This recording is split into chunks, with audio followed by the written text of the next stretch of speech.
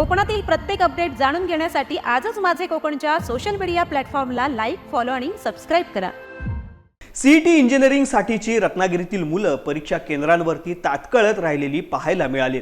रत्नागिरीच्या फार्मसी कॉलेजमधला अनागोंदी कारभार आहे। परीक्षेसाठी चक्क केंद्रप्रमुखच उशिरा आल्याचे पाहायला मिळाले। त्यामुळे सीईटी परीक्षेसाठी आलेले पालक त्यांच्यावरती चांगलेच संतापलेत। परीक्षे वेळेत फार्मसी कॉलेजमध्ये कोणी उपलब्ध नसल्याने पालकांचा मोठा गोंधळ उडाला। 7:30 वाजता रिपोर्टिंग आणि 8:30 वाजता बायोमेट्रिक करणं आवश्यक होतं, परंतु प्रत्यक्षात तसे झाले नव्हते। मंडणगड, दापोली, खेड आणि सिंधुदुर्गातून मुलं आणि मुलांचे पालक आले होते। सकाळी 7:30 वाजल्यापासून मुलं परीक्षेसाठी ताटकळत असल्याचे दिसून आले। परीक्षेसाठी आलेल्या सर्व मुलांना 8:15 नंतर रिपोर्टिंग करून परीक्षेसाठी आत घेतले। माझा मुलगा rotary English medium school Khed इथे शिकतोय आणि तो ह्या PCM ग्रुपला परीक्षेसाठी आत्ता इथे आलेला आहे। आम्ही राहणारे स्थायिक कुडाळचे आहोत।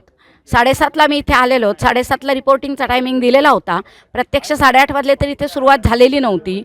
आणि ही एक काळजी आहे की 9ला पेपर सुरू आहे आणि 9 ते 12 एवढाच टायमिंग असतो। टायमिंग वाढवता येत नाही। मी सुद्धा हायस्कूलवर आज 35 वर्ष सर्व्हिस करते, त्यामुळे मला यातलं सगळं माहिती आहे।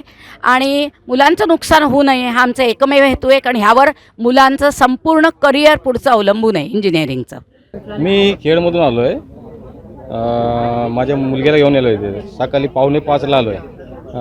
तर इथे बघितलं कोण कर्मचारी वगैरे आले नव्हते, कोण शिक्षक वर्ग नव्हते काय, आणि त्यांनी 8:15ला बहुतेक शिक्षक लोक आले काय, आणि मग त्यांनी रिपोर्टिंगला घेतलं।